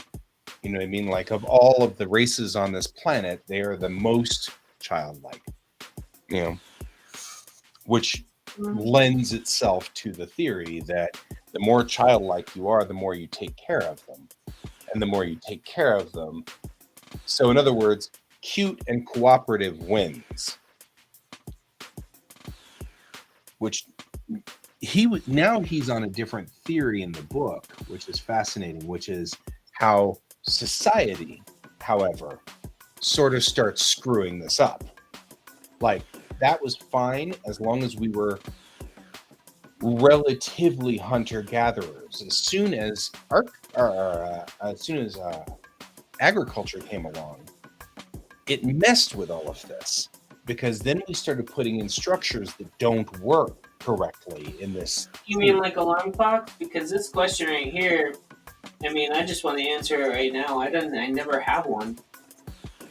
How many minutes does your alarm clock go off? 80. Oh, I don't know. Yeah. Honestly, I didn't even wake up with an alarm clock. I just woke up on my own this morning. Yeah. Like I normally do. I mean, I have a sleep schedule. I have an alarm clock, but that's because I'm a 12-year-old. Yeah. I mean, I usually wake up around 6 o'clock naturally. Right? Yeah. I have a 12-year-old, so there's that. Yeah, changing environments. Yeah. Definitely, Donald. I mean, actually, I was reading an ADHD study and it's an ADHD and autism study. They were stating that autistic and ADHD people that suffer from both of them or one or the other, they tend to have problems with changes in their environment a lot more. Even if they don't voice them or they don't notice, they still have the problems, such as time change is one of the biggest ones that they have issues with it because their brains get wired for day and night cycles really slowly. Like they're slower to get synced. And so when time changes occur and it's starting to become nightfall sooner, it messes with their brain chemistry because it causes some slight anxiety. Stuff like that. Yeah, we don't do transitions well. No. And that's I don't think we should have daylight savings times anymore. we're not going to. Actually, we might still. I hope we don't. That's what I'm trying to say. Yeah, I think we might still, because people whom, and this is still one of those things that completely baffles me. I don't know how in the world we've managed to pull this off, but there are, because of course nobody I know, with one exception, one of my friends actually likes daylight savings time, but it's only one, and he really only likes it because his daughters won't have to walk to school in the dark, and that's the only real reason he likes daylight savings time. And I'm sitting there going, well, okay, but in reality, it's markedly more difficult for everybody. So anyway, we need to have a Bobo Monkey Congress to vote for things now. Yeah, the problem that'd be horrifying if they got stressed. Colorado voted for daylight savings time to be removed, but somebody, and I'm not sure why this happened, somebody put a rider in it that said only if 4 other states in the Mountain Time Zone agree. So we are now at 3 other states have agreed. So we're waiting for 2 other, like, how many states have to agree? 4. 4? And I'm like, why did you put that rider in? Probably because it was the only way to get people to actually pass it. Why? I don't know, guys. Sometimes, like, politics is, like, super, like, sometimes, like, I really wish politics would, like, stop doing certain things. Right. Like, I mean, you have things like that pop up, but then you also have, like, things like right now with that are going on. And then a lot of people don't even realize that most of the people in this country actually do understand the American politics and on how crazy it sounds to other countries. Right. But no one understands that we do know this. So it's like everyone always asks, like, hey, your country's kind of messed up right now. Right. How do you feel about that? And you're like, okay. Right. So, it's so aggravating, because I was like, oh, finally we're gonna fix this problem, and no, we're not. So, and I'm like trying to figure it out. All I can think of is this: daylight savings, if you dig down deep enough, and I did one summer because I was over it, but it's been 10 years, so my facts may be slightly off. There are all of these wives' tales as to where daylight savings came from, and none of them are actually true.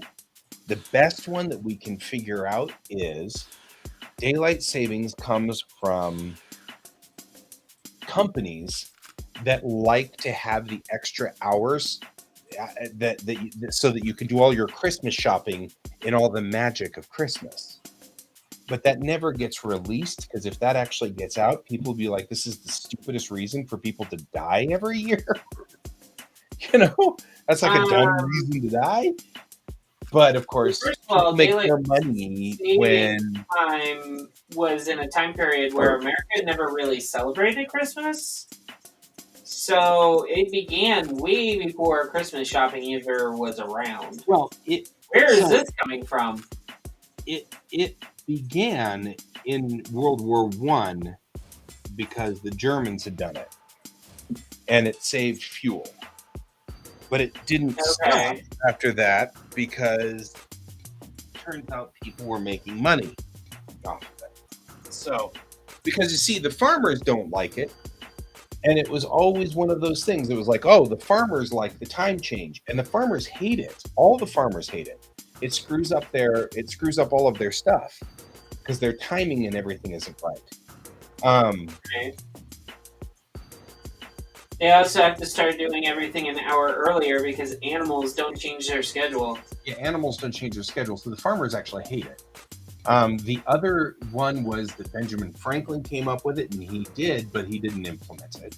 It, in fact, didn't get implemented for another 100 years after Benjamin Franklin, so it's not that. The other one was, what's the other? There are all these really bizarre stories, as the traditional stories as to where it came from. The reality was it was implemented in 1914. In the years rolling up to World War One, and it was to save fuel, and that was the point. But then 1914, World War One, all of that ended, and we no longer needed to save fuel because, of course, you were talking about gas lights and stuff like that, where hurricane lamps and things like that. So the idea was to move the time forward so that people would go to bed earlier effectively so that they wouldn't need to burn as much fuel at night. So that was the whole idea. But I feel like this is starting to seem like they've like when people basically started like trying to basically police people's behaviors without their permission. Yeah. And anyway, I think, and I'm trying to remember, because like I said, it was many years ago. And I finally came up with was something to do with shopping. It stayed, Christmas shopping or something like that. People were making more money, and nobody wants to admit that because it actually is a major disruption. If you're talking about around 1914, that still doesn't make sense because in America at least. Like the what makes sense of what you said so far is the resource saving. However, what doesn't make sense is the Christmas shopping. Because I hate to break it to you. I'm with you. Because I hate to break it to you, Christmas was actually not that big of a deal back then. So here's the thing. What I was trying to say was, it's not Christmas that made daylight savings. It's Christmas that kept daylight savings. Daylight savings was made to restore fuel in 1908. Right. I get that point. Yeah, and Bob makes a really good point. World War I didn't start until August. Right. So DST was first implemented in the U.S. with Standard Time Act of 1918, a wartime measure for 7 months during World War I in the interest of adding more daylight hours to conserve energy resources. Year-round DST, or wartime, was implemented during World War II. After the war, local jurisdictions were allowed to choose if and when to observe in the Uniform Time Act, until the Uniform Time Act in 1966. Permanent daylight savings time was enacted in the winter of 1974, but there were complaints of children going to school in the dark and working people commuting and starting their workday in pitch darkness during the winter months, so it was repealed a year later. So, part of this is people whining because they don't want to walk to school in the dark. So the concept of daylight saving time controversies include Churchill argued that it enlarged the opportunity to pursue health and happiness among millions of people.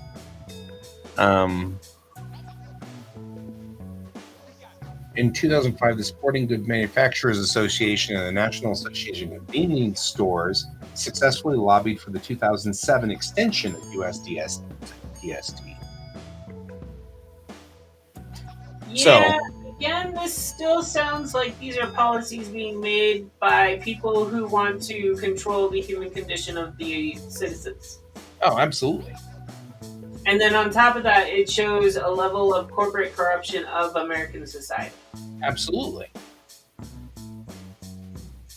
Yeah, strongest proponents are politicians. Again. Right. The capital. So in the mid 1980s, Clorox and 7-Eleven provided the primary funding for the Daylight Saving Time Coalition behind the 1987 extension to USDST. Senators for it based it on the premise that fast food restaurants sell more French fries during DST. Yeah, and then you have states like Arizona that don't even observe it. Well, yeah, it's because you can back out. Yeah. So why can't we back out now? That's what I keep saying.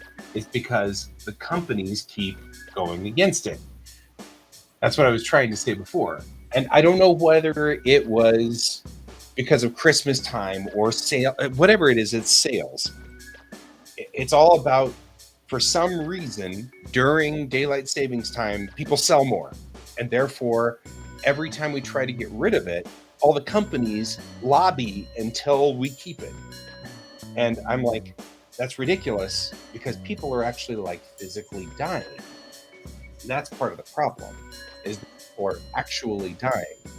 So, and it's 7:05, which means that I've got to go for my walk with Alex here in a minute. 7:05? 11:05. That's what I mean, 11:05. I was saying 7:11, so my brain. Yeah. Okay. All right. Well, on that note, we can end this discussion. Well, we've got to, because otherwise Alex will be standing out at the park going, "Where the hell are you?" I'm sorry. But I am saying let's end this discussion, because if I try to open my mouth, you're going to reopen and continue. I am not. What are you talking about? So, okay. I have made my automatic transmutation device. I'm a happy puppy. Okay. I make a model of it. Yeah. Okay. I will talk to you later, probably tonight. I don't know, maybe. Who knows? Probably. Oh, I still need to talk to Bill about Monday. Yeah, talk to Bill about Monday, because I need to know whether. Yeah, we'll save it for tonight. We can keep going on to DST.